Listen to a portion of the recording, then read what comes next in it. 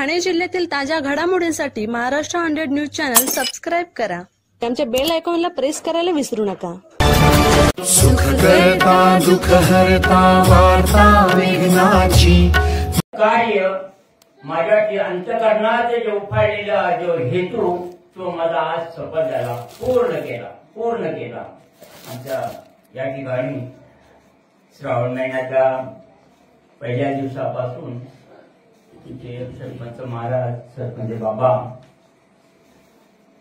आणि एक अंतःकरणात एका सालाबादप्रमाणे परमेश्वर सेवा, परमेश्वर भजन, परमेश्वर चिंतन या ठिकाणी होत असते. याही वर्षी व्हावं आणि अपेक्षा करून हा भागवत रहस्य नावाचा ग्रंथ आणि सुरू केला. भागवत रहस्य सुरू करताना खूप वर्ष असा त्यांना आनंद झाला आणि त्या आनंदाच्या भरातून टप्प्याटप्प्यानं पावला असा तो रस्ता चालत असताना आनंदाच्या भरात मागे आलेला अनुभव व्यासांनी किंवा नागांनी किंवा दत्तात्रयाने या सर्व महात्म्यांच्या मुखातून या भागवताचं जसं निरूपण आलं तसं आनंद भरी झालेली आमची ही सर्व भक्त मंडळी. आणि आज त्यांचा तो आनंदाचा परमानंदात विलीन झालेला आनंद परमानंद झाला आणि त्या परमानंद त्यांच्या मुखातून एकच निघू शकते का पूर्ण केला. आज आमची सांगता आहे, या ग्रंथासाठी सांगता आहे. सांगण्याचा अर्थ आमचे बाबा तर नेहमी सांगतात, शंकर बाबा सांगता हे पूर्ण तर त्याचं रूप आहे. सांगता तुमच्या ठिकाणी रममान होणं, जे तुम्ही कार्य केलं असेल ते कार्य आज रममान होणं, रमणं, ते जर सांगता तुमच्या ठिकाणी ते रमून घ्या. इंद्रियाच्या ठिकाणी, मनाच्या ठिकाणी, बुद्धीच्या ठिकाणी, सर्वांच्या जी जी इंद्रिये आम्हाला कार्य करायला सहाय्य करतात त्या सर्व इंद्रियांच्या ठिकाणी हे रममान झालं पाहिजे. आम्ही जे भागवत ऐकलं, जे भागवत कथासार ऐकला तो कथासार पूर्ण रममान करून घेणं हे शेवटच्या मला 12व्या स्कंदाचं प्रतिपादन केलेलंच आहे महाराजांनी. हा समारोप नाहीये, तो तुम्ही करण करा, एकट्याने करा. आता मी पूर्ण झालो असं निरोबांचं म्हणणं आहे. आज पूर्ण केला. काय पूर्ण केला? पूर्ण केला मनोरथ. घरा आले कृपाळ. बस मला याच्यात समाधान झालं का आम्ही ज्या दिवशी हे ग्रंथ समाप्तीच्या टोकावर आलो ना, आमच्या गणपतींचं दैवताचं आणि आगमन घरात झालं. खरोखर आनंद झाला आम्हाला. सरपंच आनंदात झाले, मी आनंदात झालो, ही बाळगोपाल जमलेले ते आनंदात नाही स्वतःपासून ते किचन मधून लोक बाहेर आले.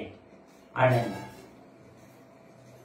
जसा आनंद आहे, जसा या आनंदाची उदाहरणातून जर सांगत असेल तर गोपीनाथ झालेला आनंद बाबा श्रीकृष्णाला काम धाम संसार विसरली, हरिभजनी रंगली राधिका.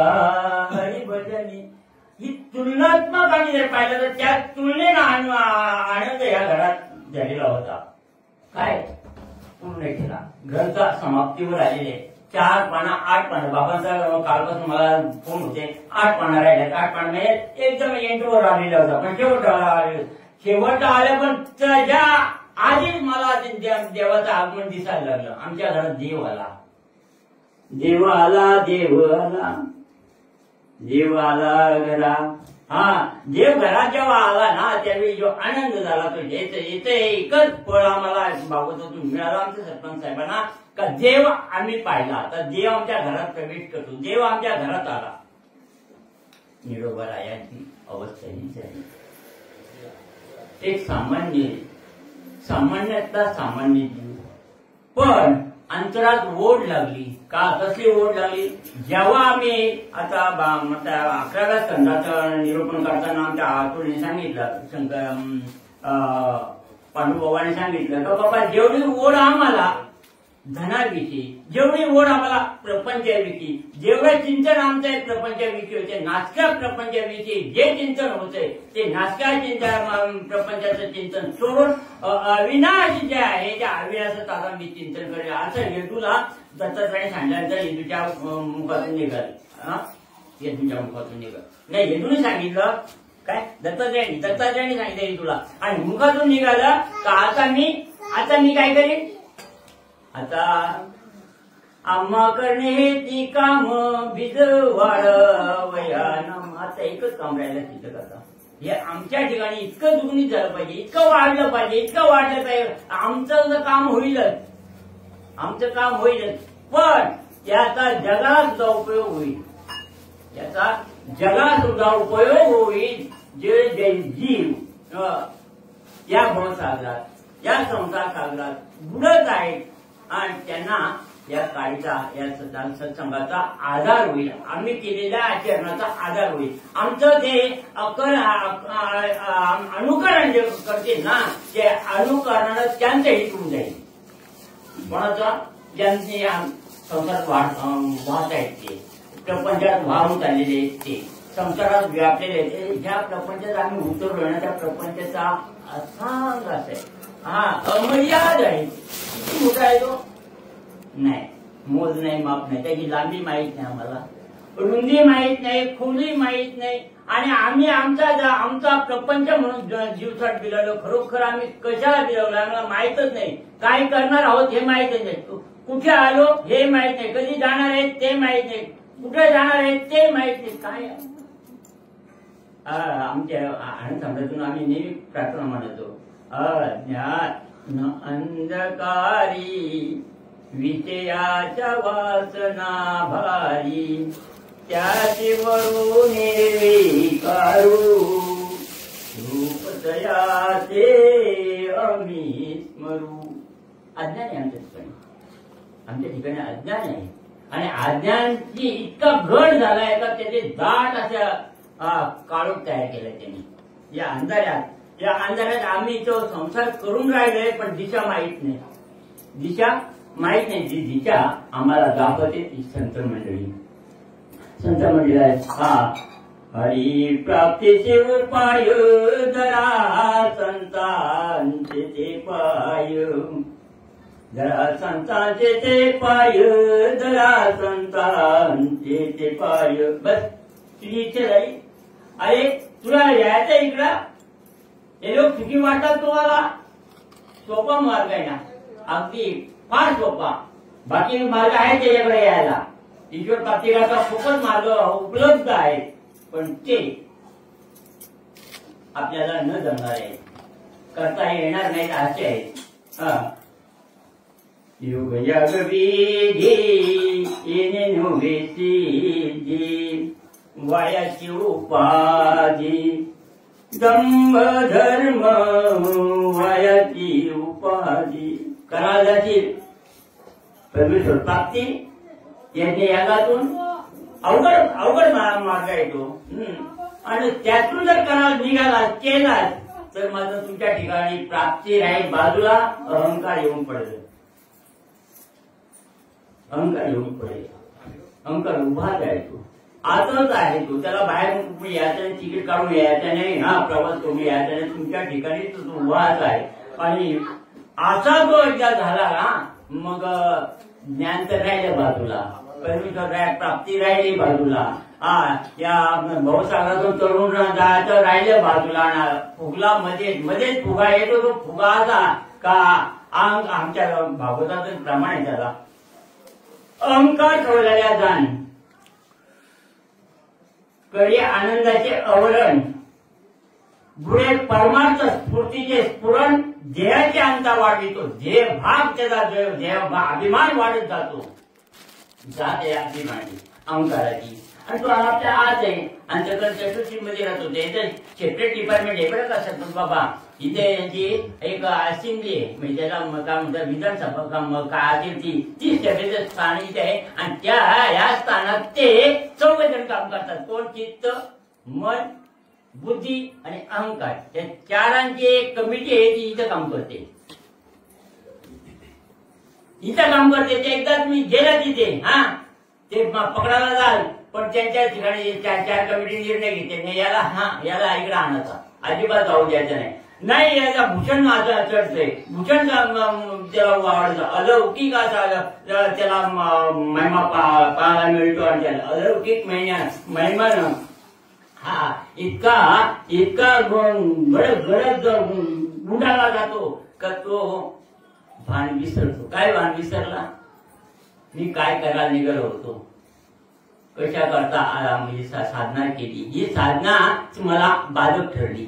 साधना करायला गेला ती बाधक ठरली. अशी साधी ही मोठी मोठी जी साधना आहेत त्या साधनेने ईश्वर प्राप्ती होते. पण माझ्या सामान्य जीवांना, संसारिक जीवांना, दुबळ्या जीवांना, परिस्थितीने नाजूक यज्ञ काय करता येणार नाही. अरे सत्यनारायणाची पूजा म्हणून आंबट्यात कधी झाली मला आठवत नाही, कधी होणार आहे ती सांगता येणार नाही.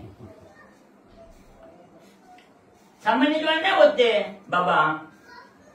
मग हे एवढे अवघड गोष्ट होण्यापेक्षा माझ्या साध्या सोप्या मार्गाने मला तू सांग पाव असं येगळू दत्ताचे आणि जयंतीचा संवाद आपण ऐकला का. सोपा मार्ग कसा आहे? तुका म्हणे सोपे आहे सर्वांनी,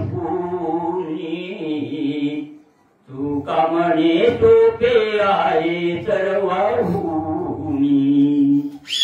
तुका म्हणे सोपे आहे सर्वांनी, तुका म्हणे सोपे आहे सर्वांनी. शाना तुरणी घेतो येथे, शाना तुरणी घेतो येथे, तुका म्हणे सोपे आहे सर्वांनी, तुका म्हणे सोपे आहे सर्वांनी. असा सोपा मार्ग तुकोबा राया बरोबर सांगतात. बाबा अरे काय करतो तुला परमेश्वर प्राप्ती करता आमच्याकडे यायचं आहे का? हो महाराज मलाही आणि माल घालायचे आहे. कशा करता? मी अहोरात्र चिंतन करीन, मी शास्त्र ऐकलंय, मी भागवत ऐकलंय, मी ज्ञानेश्वरी ऐकले, मी सर्व संतांचं मत ऐकलंय, सर्वांचं शास्त्राचं मत, संतांचं मत. इकडे बोट दाखवायचा हरी प्राप्ती जर तुला पाहिजे असेल तर संतांना शरीरला काय इतरांना काय नको. इतरांना गेलो तर काय तुझं? आम्ही देवाला शरण जाऊ, इथं पाया पडू आम्ही, इथं आम्ही मागू आम्हाला हरिप्राप्ती करून दे. नाही देणार, ते देवाच्या हातात नाही येते. तुका म्हणे किल्ल्या इथे संतांकडे देतात त्या, बाकीचे अधिकार नाही, देता येणार नाही. अरे देव सुद्धा हे मंडळी, देव मंडळी सुद्धा यांच्या मागे धावते. कोणाच्या? हे संत मंडळीच्या.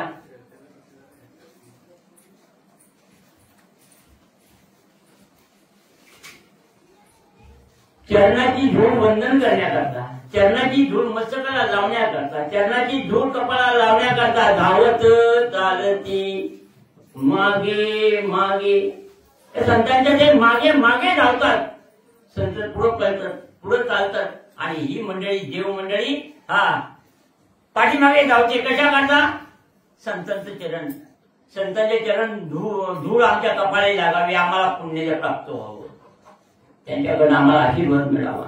अहो हे तर सोडून द्या, आमच्या गोकुळाची कथा महेश भागवतात गेली, आपण ऐकली, मी होतो त्या तिथे का रास क्रिया करत असताना आनंद लुटीत असताना गौरणी या आनंदाच्या भरात आणि सगळ्या नाचत होत्या. एवढ्याच आमच्या भगवान श्रीकृष्णाचं काहीतरी मध्येच डोकं दुखायला लागलं आणि भगवान श्रीकृष्ण बाजूला जाऊन पडून राहिले.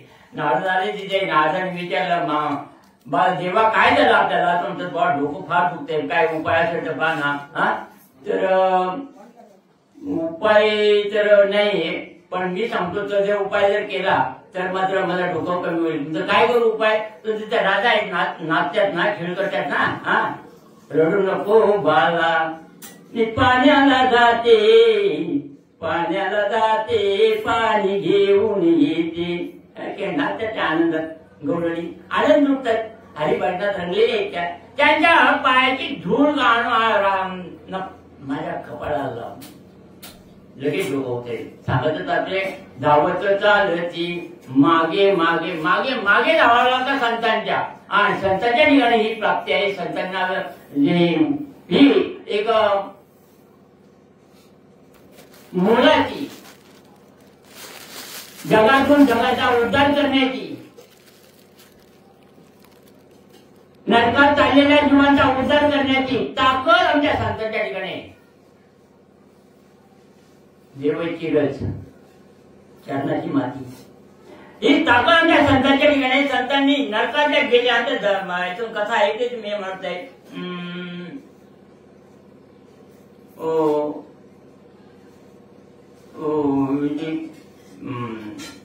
आपण लावतो एक ग्रंथ कोणतं ते मृत्यूनंतर गरुपूर वगैरे लावतो ते धर्मराज स्वर्गावर राहून हे धर्मराज. आणि धर्मराज ज्यावेळी नरकुंडाकडे जात होते, इंद्रविमान नरकुंडाकडे धर्माने बोलावलं. कशा करता? आमचे पूर्वज, आमचे वंशज, आमचे कौरव मंडळी आमच्या हातून मेलेती ज्या नरकात पडले यातून होण्याकरता अधिकार संत गेले. तिथे विमान गेलं. जे सगळे मंडळी अशी डोकं काढून पापातून त्या पाण्याच्या नरकातून डोकं काढत होते. आपल्या नदीत मासे डोकं काढतात ते डोकं काढत होते. जे डोकं काढले धर्माला पाहिले ते उतरून गेले.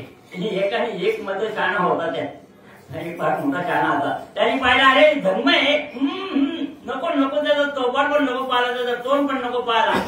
गेले जे बुडाला गेले. ते किती महिने? 6 महिने राहिले तिथे बुडाला. किती? 6 महिने. कशात? नदीत, चांगल्या पाण्यात, विहिरीत, जिथे मळ मूत्र पू यांचे कुंड भरलेली त्या नरकात ते 6 महिने राहिला तो बाबा. त्याचं नाव धुळे नाही पाहिजे तो.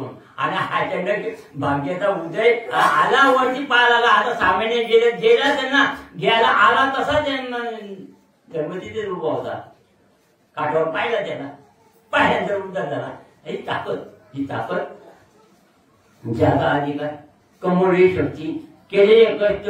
आणि या संतांनी अहो रात्र न मिळो खावया न वाढो संतान पण नारायण कृपा करू. आमच्या तुकोबाची अवस्था जर पाहिली मागता येईल असा परवा आपण वाचला तुकोबाना तर घरातून फार सन्मान होता.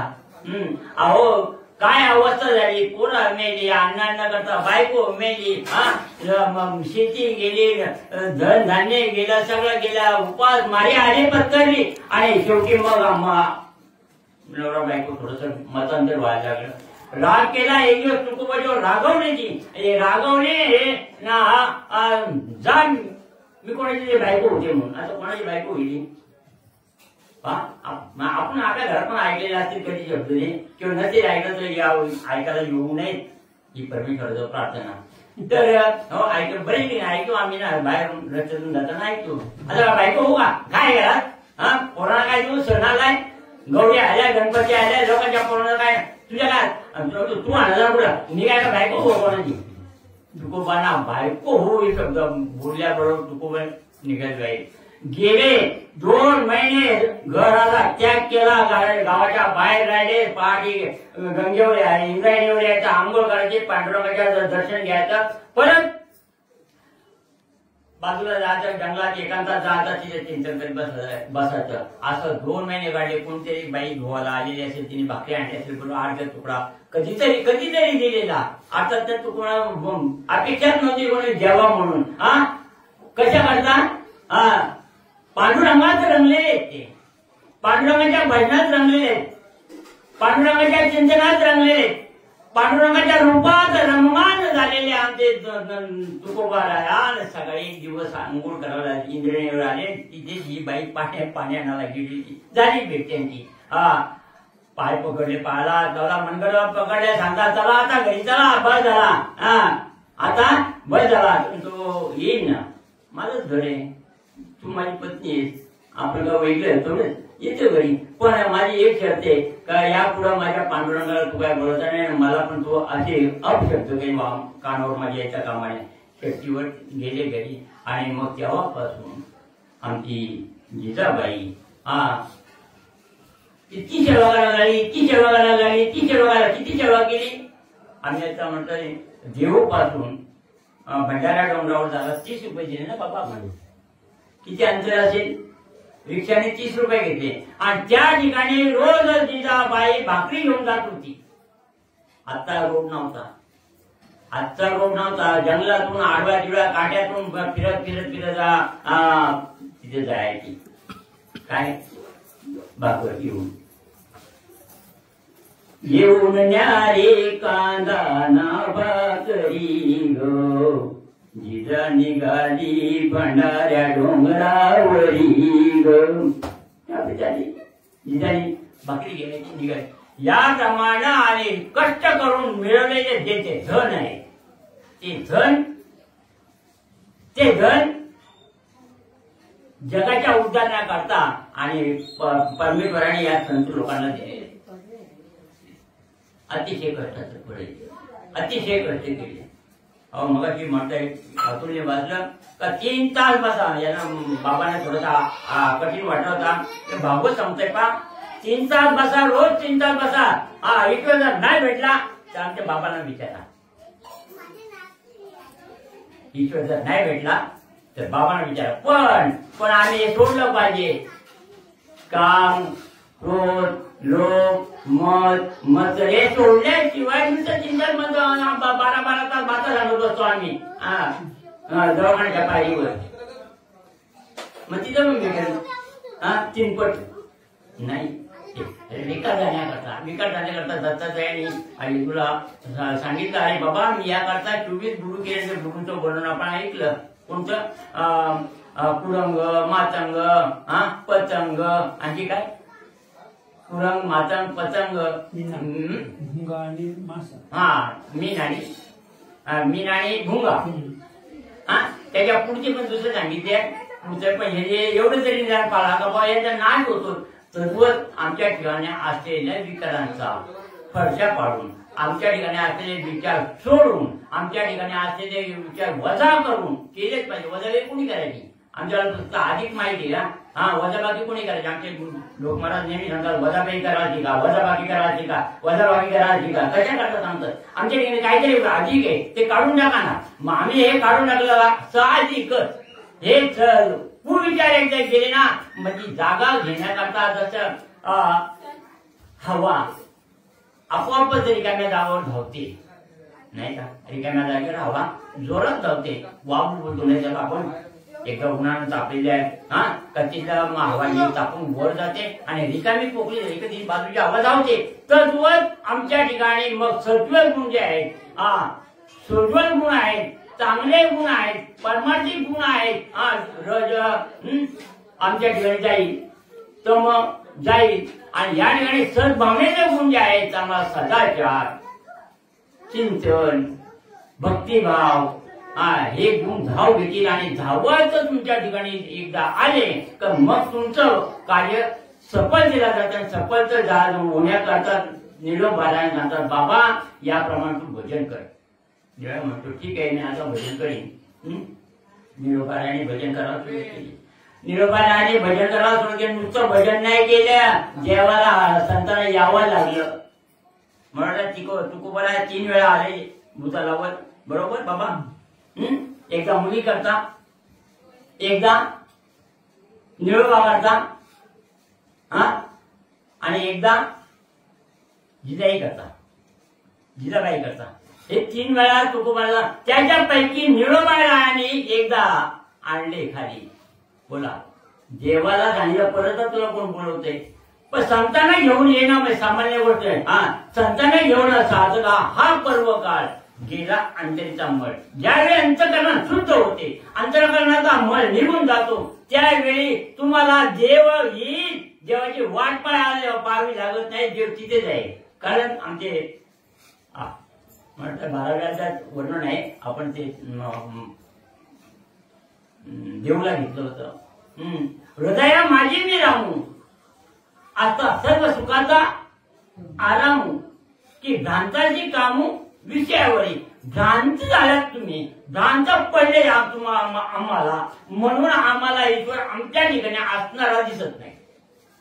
आम्हाला जगात पाण्याची दृष्टी आहे, पण आत पाण्या आमचे शंकर महाराज नेहमी आम्हाला पुढे शिकवायचे. काय शिकवायचे?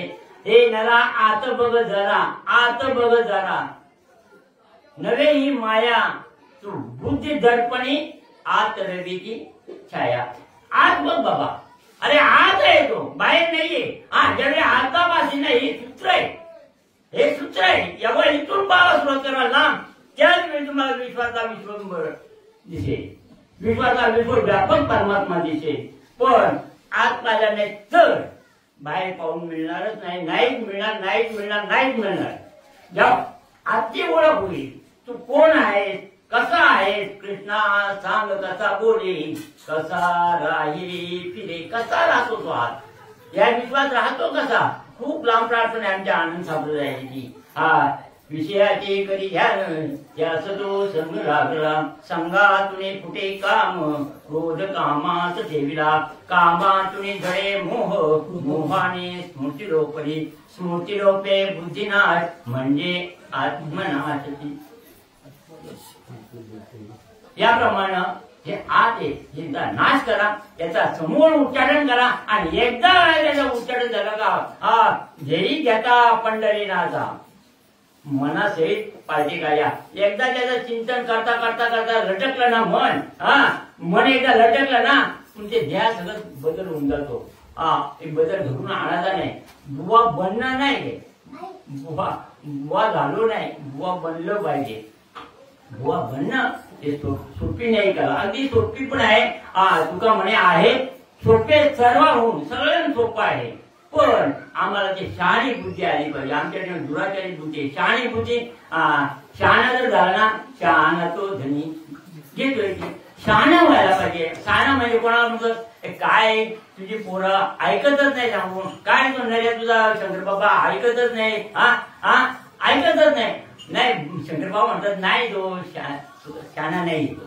म्हणजे शहाणा असणं म्हणजे ऐकणं, शहाणा असणं आज्ञा धारक राहणं, शहाणा असणं वंदनीय राहणं, शहाणा असणं आज्ञा पालन करणं. सगळ्यांच्या आज्ञा पालन करतो तो शहाणा, शहाणा तो धनी.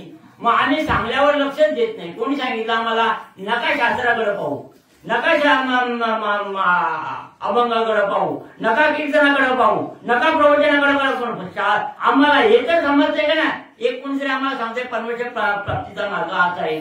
तू कोबराया सांगतो, निरोबराया ऐकतो, आणि ऐकता ऐकता ऐकता ऐका ते शहाणा तो धनी घेतली. असे परम भाग्य असं याच्या ठिकाणी उत्पन्न झाले, तयार झाले. कोणाच्या निरोबाच्या घराले घराले घराले नारायण, घराले नारायण, तो कृपा नाही का. त्याप्रमाणे आणि ते घरात येईपर्यंत, अंतकरणात मूर्ती तयार होईपर्यंत आमच्या चिंतन सुटता कामा नये, आमचं चिंतन कमी होता कामा नये. ज्यावेळी विकार जोड काढतील, डोका काढतील, त्यावेळी साधकाने आपलं भजन केलं पाहिजे. त्यावेळी भजनाला ठोका वरून दिला पाहिजे. जसा हत्ती भयंकर ताकदीचा प्राणी, वरी अंकुशाचा, वरून अंकुश मारला डोक्यावर तर ती भली मोठी ताकद सुद्धा खाली नमते. तद्वर आम्हाच्या ठिकाणी उत्पन्न झालेला अहंकार, उत्पन्न झालेले विकार, विषयांचं ध्यान आठवण येणं, याच्या ठिकाणी जेव्हा ज्यावेळी उपस्थित होते त्यावेळी वरून अंकुशाचा मार आम्हाला नामस्मरणाचा चिंतनाचा जोर दिला पाहिजे. आमचं त्याच वेळी चुकतंय, आम्ही नामस्मरणाच्या विसरतो आणि विषयाचे कधी ध्यान त्यास तो संग लागला. आम्ही श्री अंबरजे येथे मामा सर्वांचे सुपरिचित असे हरिभक्त परायण श्री कृष्णशंकरम परटोले यांच्याकडं हा भागवत रहस्य नावाचा एक महान असा ग्रंथ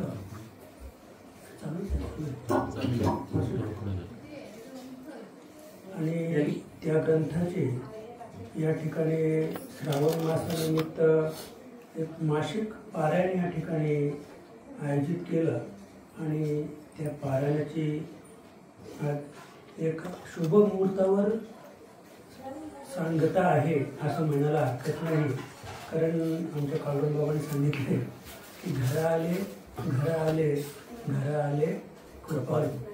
तर आपल्या या घरामध्ये म्हणजे गणपती बाप्पा किंवा गणाधीशाचे या ठिकाणी आगमन झालेले आहे आणि त्यानिमित्त घरामध्ये एक आनंदाची छटा उमटलेली आहे आणि त्या आनंदाच्या छटेमध्ये आज आपण या श्रीमद भागवत रहस्याची सांगता करून राहिलेलो आहोत.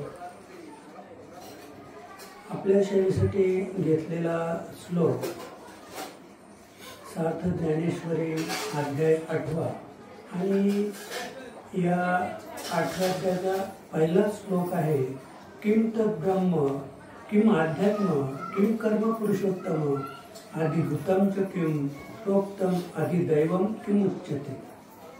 म्हणजे इतका सुंदर या ठिकाणी अर्जुनाने भगवंताला प्रश्न विचारलेला आहे की आदिभूत म्हणजे काय, आदिदैव म्हणजे काय आणि अध्यात्म म्हणजे काय.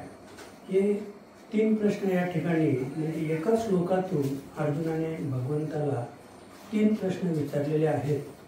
तर या विश्वामध्ये अध्यात्म, आदिभूत आणि आदिदैव या 3च गोष्टींमध्ये संपूर्ण विश्वाची रचना आहे. अध्यात्म म्हणजे हे जे आपलं स्थूल शरीर आहे त्या स्थूल शरीराला जे काही बाधक आहे, काही बाधा आहे, काही रोग आहे त्याला अध्यात्म ही संज्ञा आहे.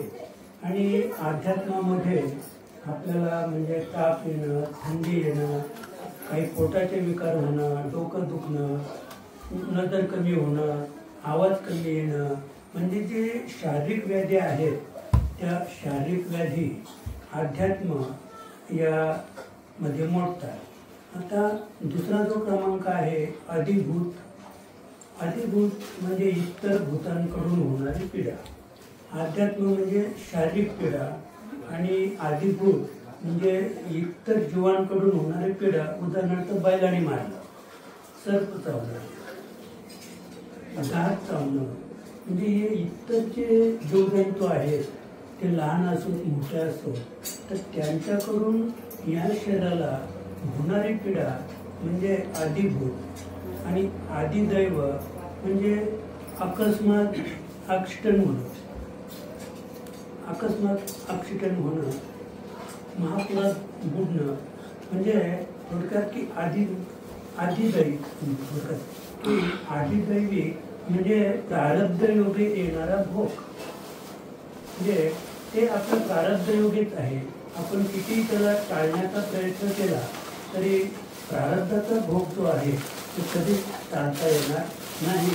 त्याला आदिदैवी म्हणजे असं भगवंताने नमूद केलेलं आहे की जर आपण थोडंसं रामायणाकडे वळलो तर रावणाने आणि आपली जे सटवी आपण म्हणतो किंवा काळ म्हणतो तर त्या सटवीला विचारलं की रावणाला मुलगी झाली होती तर या मुलीचं लग्न कोणाबरोबर होईल असं रावणाने प्रश्न विचारल्यानंतर सटवीने सांगितलं की रावणजी हा प्रश्न मला तुम्ही विचारूच नका आणि या प्रश्नाचं उत्तर तुम्ही ऐकलं तर तुम्ही फार नाराज व्हाल तुम्ही. पण रावणच तो ऐकतच नाही. मग सांगितलं की आपल्याकडं एक झाडू मारायला एक स्त्री आहे आणि तिचं जे मूल आहे तिच्या बरोबर ते 2 वर्षाचं मूल ती घेऊन यायची आणि त्या मुलाबरोबर तुझ्या मुलीचं लग्न होईल. आता सांगा तुम्ही रावणाला काय वाटलं असेल आता की एका झाडूवाल्याच्या मुलाबरोबर लग्न रावणाच्या मुलीचं. आणि मग त्याने लगेच फरमान काढलं रावणाने 2 सेवक बोलावून घेतलं आणि सांगितलं की ह्या 2 वर्षाच्या बाळाला जंगलात न्या आणि त्याला काय करा, मारून टाका, असं सांगितलं. मारून टाका त्याला. आता त्या सेवकांनी ते बाळ उचललं, जंगलात नेलं. पण ते इतकं गोंडसवाणं अगदी 2 वर्षाचं बाळ होतं. ते त्यांना दया आली आणि दया आल्यामुळं त्याने काय केलं, त्या बाळाचे कपडे काढले, त्याची अंगली कापली बाबा, बाळाची अंगली कापली आणि मग ते रक्त जे निघालं ते कपड्यानं असं माखवलं आणि ते कपडे घेऊन रावणाला दाखवायला आले. ते बाळ सोडून दिलं, जिवंत ते सोडून दिलं. आणि तेव्हापासून रावण इतका निशंक राहिला की म्हणजे जी आता म्हणजे सटवी किंवा ब्रह्मदेवाने आपल्याला जे भविष्य सांगितलेलं आहे, आता फक्त किती आता 5 मिनिटं आपले राहिले, तर अधिदैव एवढं फक्त मला सांगायचं आहे की प्रारब्ध योग आणि प्रारब्ध भोग योग कुणाला टाळता येत नाही. तर मग ते बाळ पण लहानाचं मोठं झालं, रावणाची मुलगी उपवर झाली आणि मग रावणाने स्वयंवर निर्माण केलं की आपल्या मुलीचं आता लग्न होणार आहे. देशदेशीय राजांना आमंत्रण दिलं की जे कोणी राजपुत्र असतील त्यांनी स्वयंवरासाठी यावं. आता हे जे बाळ ते जंगलात टाकलं होतं, त्याची अंगली कापली होती आणि ते रडत होतं, तर नेमकी एक निपुत्रिक राजा त्या तो जंगलातून शिकारला जात असताना त्या राजाला ते कळलं आणि त्याने ते बाळ उचललं, आपल्या घरी आणलं, त्याला अंगवर त्याला कपडे घालणं वगैरे सगळी काही आपल्या पतीला सांगितलं की हे आपल्याला भगवंतानेच दिलं, हा प्रसाद आहे भगवंताचा. आणि त्याची यथासांग उत्तम अशा प्रकारची म्हणजे सेवा करून आणि ते बाल अगदी संगोपनाने लहानाचं मोठं झालं. आता ते राजाचं बाल असल्यामुळं ते राजपुत्रच आहे. म्हणजे पण हे दोघांनाच माहीत होतं, कुणाला, राजाला आणि राणीला. जेव्हा स्वयंवराची घोषणा झाली त्यावेळेला तो राजा या राजपुत्राला घेऊन त्या स्वयंवराला गेला आणि तो इतका देखणा होता, ते बाळ इतकं देखणं होतं की रावणाची कन्या जेव्हा वरमाला हातात घेऊन त्या सभेमध्ये अशी फिरत फिरत गेली तर इतका रूपवान देखणं बाळ पाहिल्यानंतर त्याच्या गळ्यात तिने ती वरमाळा घातली आणि वरमाळा घातल्यानंतर अगदी थाटामाटाने तो सोहळा अगदी समर्पित झाला, पूर्ण झाला. आणि मग रावणाने सटवीला आणि ब्रह्मदेवाला बोलावून घेतलं की तुम्ही म्हणत होता ना की तुमच्या झाडूवालीच्या मुलाबरोबर मुलीचं लग्न होईल, म्हणजे काय झालं, म्हणजे तुमचं सगळं भविष्य मी खोटं करून टाकलं असं आहे. आणि मग त्यावेळेला मग ब्रह्मदेवाने किंवा सटवीने सांगितलं की देवा, भविष्य प्रारब्ध जे कधी टळत नाही आणि कधीच खोटं होत नाही, तुम्ही त्याची शहानिशा करा. मग त्या सेवकांना बोलून घेतलं. खरं बाबांनो, ब्रह्मदेवाने सांगितलं की त्याची अंगली कापलेली आहे पा.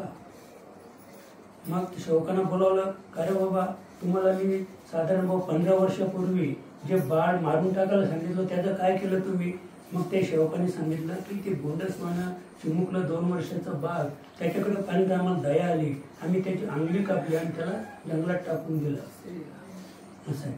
आणि मग जेव्हा ब्रह्मदेवाने ते बाळ दाखवलं की हेच ते बाळ आहे, त्या झाडूवालीचंच बाळ आहे, पण ते आज कोण आहे? एक राजाचा पुत्र आहे असं आहे. पण थोडक्यात की जे अधिदैविक जे आहे ते कधीच कुणाला टाळता येत नाही. आणि म्हणून आपलं जे प्रारब्ध आहे, म्हणजे प्रारब्धाच्या आपल्याला 2 गती आहेत.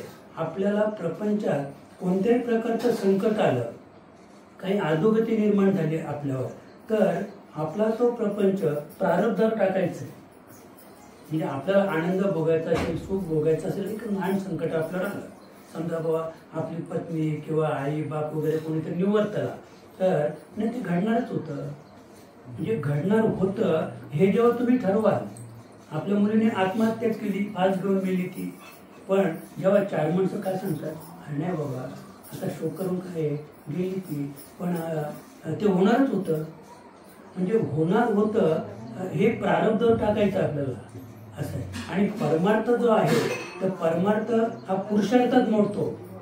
धर्म, अर्थ, काम आणि मोक्ष हे 4 पुरुषार्थ आहेत. तर या 4 पुरुषार्थामध्ये आपल्याला म्हणजे केल्याने होत आहे रे, म्हणजे प्रपंच नाही केला तरी होईल असं शास्त्र सांगतंय. आणि परमार्थ केला तरच होईल, करावाच लागतो. दुसरी गोष्ट की परमार्थ जेव्हा आपण आता प्रपंच आहे, तर आपल्या या घरातून एक व्यक्ती तर नोकरीला असेल तर 4 माणसं घरात बसून खातात, काहीच काम नाही, तो पगार आणतो, त्याच्यात ते सामान भांडवल अमुक तमुक सगळं असं. म्हणजे एका माणसाने नोकरी केली तर 4 माणसं बसून खातात, या नाव प्रपंच. आणि आपण करी आपण खाय, तुका वंदित्याचे पाय, परमार्थाची रीत तशी नाही. जो करील त्याला त्याचा फायदा होणार आहे. अन्यथा समजा एखाद्या पुरुषाने परमार्थ केला तर त्याचा अर्धा वाटा स्त्रीला नाही, अर्धा वाटा स्त्रीला नाहीये. पण स्त्रीने, मला एवढंच सांगायचं आहे की स्त्रीने जर काही पाप केलं, आपल्या जीवनात काही पाप केलं तर त्याचा वाटा पुरुषाला आहे, त्याचा अर्धा वाटा पुरुषाला आहे. आणि म्हणून अशा पद्धतीने आपण जर नामस्मरण केलं तर आपल्या काळूबाबाने सांगितलं की घरा आले घरा आले. निश्चित पांडुरंगराया श्री विठ्ठल पेटेवरून उतरून आणि आपलं सांत्वन, आपलं समाधान करण्यासाठी आल्याशिवाय राहणार नाही. पहा, मग अर्जुने म्हणितले, हाव जी अवधारिले, जे मी कुशले ते निरूपिचो. भगवंत सांगतात की अर्जुनाने 3 प्रकारचे मला प्रश्न विचारले. आध्यात्मिक, आदिभूत आणि आदिदैव म्हणजे काय, तर ते मी आता सुंदर प्रकारे सांगा. कवंते ब्रह्म कायसया नामकर्म, अथवा अध्यात्म काय म्हणिते. असं म्हणजे ब्रह्म म्हणजे काय, आता अध्यात्म म्हणजे काय, तर ब्रह्म प्राप्तीसाठी, ब्रह्माची ओळख करून घेण्यासाठी आपल्याला अध्यात्माची नितांत गरज आहे. म्हणजे अध्यात्म म्हणजे स्थूल शरीर, म्हणजे या स्थूल शरीराच्या माध्यमातून आपण ब्रह्माची ओळख करू शकतो. आदिभूत्य कैसे येत आदिदैवते कवनाशे, ही उघड मी परेशे ऐशे बोल. आदिभूत काय आणि आदिदैव काय हे भगवंता तुम्ही मला अगदी सलगीने त्याचं उत्तर सांगा, असा या 8व्या अध्यायातील पहिल्या श्लोकाचा मतितार्थ अर्जुनाने केलेला प्रश्न. आणि ते प्रश्नाचं सुंदर अशा प्रकारे आध्यात्मिक क्षेत्रातून भगवान श्रीकृष्ण उत्तर देणार आहेत. ते आपण या अध्यायाच्या 2ऱ्या श्लोकात केव्हा तरी पाहूया, नाही का. आता आपली अगदी जेवणाची वेळ झालेली आहे. आपल्या सरपंच बाबांनी सांगितलं की 15 मिनिटं बोला, तर आता 15 मिनिटं झालेले आहेत. तेव्हा आपली ही सेवा याच ठिकाणी समर्पित करून आणि पुढे आरती होईल आणि नंतर भोजनाचा कार्यक्रम संपूर्ण होईल. एवढं बोलून आपली सेवा याच ठिकाणी समर्पित करू.